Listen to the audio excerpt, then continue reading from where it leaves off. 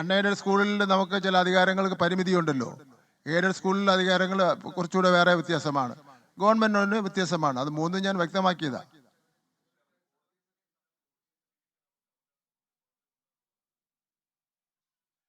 തീർച്ചയായിട്ടും കോടതിയെ സമീപിക്കണം. ഈ കാര്യങ്ങളെല്ലാം എന്തുകൊണ്ട് കോടതിയെ സമീപിക്കാതിരിക്കുന്നത്?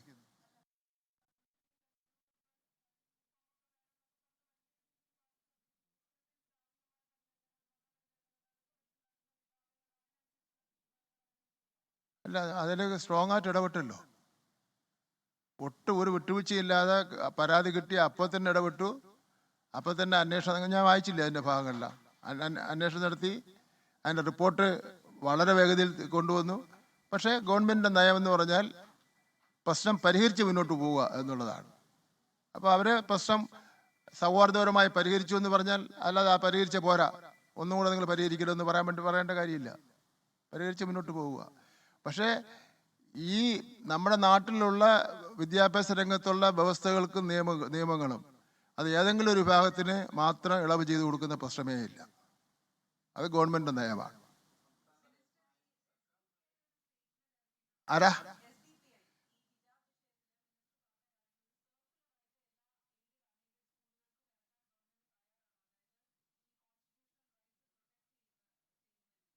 ഞാൻ SDP-യുടെ സ്റ്റേറ്റ്മെന്റ് കണ്ടില്ലേ?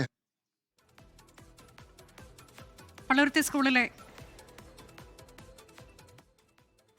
സ്കൂളിലെ ഹിജാബ് വിവാദത്തിൽ വിദ്യാഭ്യാസ മന്ത്രി പ്രതികരിക്കുകയാണ്. ഇക്കാര്യത്തിൽ സമവായം ഉണ്ടായിട്ടുണ്ടെങ്കിൽ അതാണ് നല്ല കാര്യം എന്ന് പറയുന്നു. സ്കൂളിന് നോട്ടീസ് നൽകിയിട്ടുണ്ട്, മാനേജ്മെന്റിന്. ഒരു കാരണവശാലും കുട്ടിയുടെ അവകാശം നിഷേധിക്കാൻ അനുവദിക്കില്ല എന്ന് പറയുകയാണ്. നിലവിലുള്ള നിയമം അനുസരിച്ചും കോടതി വിധി അനുസരിച്ചും യൂണിഫോം പിന്നെ കളറും യൂണിഫോമിന്റെ രീതിയും അത് തീരുമാനിക്കുന്നത് മാനേജ്മെന്റാണ്. അവിടുത്തെ മാനേജ്മെന്റ് അല്ലെങ്കിൽ അവിടുത്തെ PTA-യുടെ നേതൃത്വത്തിലുള്ള കമ്മിറ്റിയാണ്. അവരാണ് തീരുമാനിക്കുന്നത്. അതിൽ നമ്മൾ ഇടപെടാറില്ല.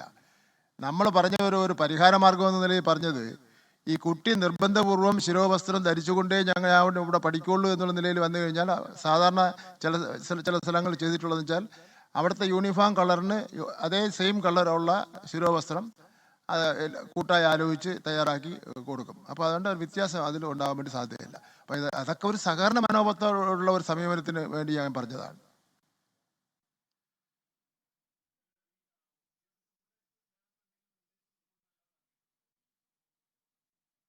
അല്ലെ, വേറെ ഞാൻ നിർദ്ദേശം സ്കൂളിന് നൽകിയിട്ടുണ്ട്.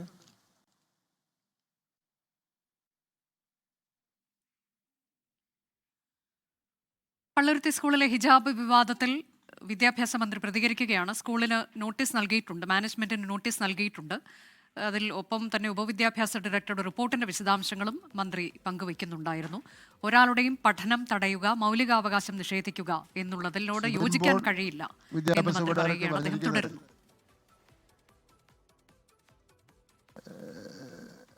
കുട്ടിയുടെ അച്ഛൻ്റെ പേരും ഒന്നും ഞാൻ പറയുന്നില്ല. വിദ്യാർത്ഥികൾക്ക് മതവിശ്വാസത്തിന്റെ ഭാഗമായുള്ള ഹെഡ് സ്റ്റാഫ് ധരിച്ചുകൊണ്ട് സ്കൂളിൽ തുടർ പഠനം നടത്തുവാൻ അനുമതി നൽകാനും എന്നാൽ മേൽപ്പടി ഹെഡ് സ്റ്റാഫ് തീരുമാനിക്കുന്നതിനും ഇതിനാൽ നിർദ്ദേശിക്കുന്നു. കുട്ടിക്കും മാതാപിതാക്കൾക്കും ഉണ്ടായ മാനസിക വിഷമങ്ങൾ പൂർണ്ണമായി പരിഹരിച്ച് ആയത് സംബന്ധിച്ച് പരിഹൃത റിപ്പോർട്ട് 15/10/2025 ബുധനാഴ്ച രാവിലെ 11 മണിക്ക് മുമ്പ് ഈ കാര്യാലയത്തിൽ പ്രത്യേക ദൂതൻ മുഖേന ഹാജരാക്കുവാൻ ഇതിനാൽ അറിയിക്കുന്നു. സുബിൻ പോൾ, വിദ്യാഭ്യാസ ഉപ ഡയറക്ടർ, എറണാകുളം.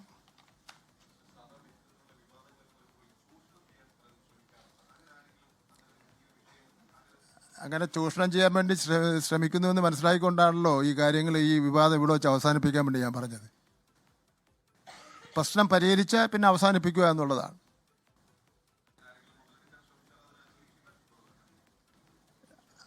മുതലെടുക്കുന്നത് കാര്യം മനസ്സിലാക്കാതെ ആരെങ്കിലും അയച്ചെന്ന് പെട്ടുപോകണമെങ്കിൽ നമുക്കൊന്നും പറയാൻ പറ്റില്ലല്ലോ.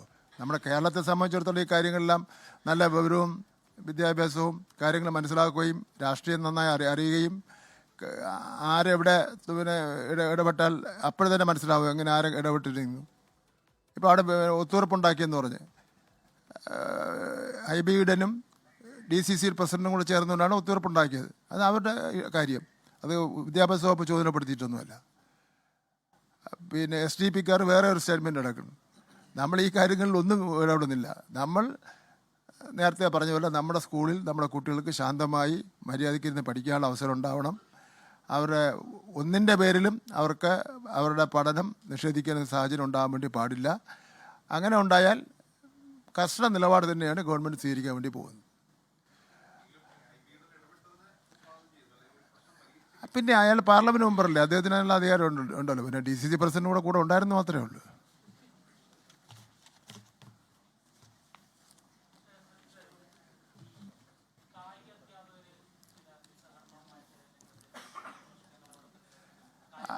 അവരുടെ കായിക അധ്യാപകരുടെ ചില പ്രശ്നങ്ങളുണ്ട്.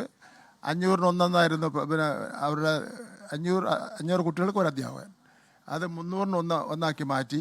അവർ പറഞ്ഞതനുസരിച്ച് 301 മാറ്റുന്ന അവസരത്തിൽ തന്നെ ഓട്ടോമാറ്റിക്കായി അവരുടെ പിന്നെ 14 അധ്യാപകർ പുറത്ത് വെക്കുന്നവർ തിരിച്ച് സർവീസിൽ കയറും. അത് ഉത്തരവിറക്കിയതിൽ ചെറിയൊരു എറർ ഉണ്ടായിരുന്നു, അത് തിരുത്തി ഇറക്കുന്നതിന് വേണ്ടി പിന്നെ പറഞ്ഞിട്ടുണ്ട്. പിന്നെ അവരാവശ്യപ്പെട്ട ഇതൊരു കമ്മീഷനെ വെച്ചിട്ട് ഒന്ന് പഠിക്കണം.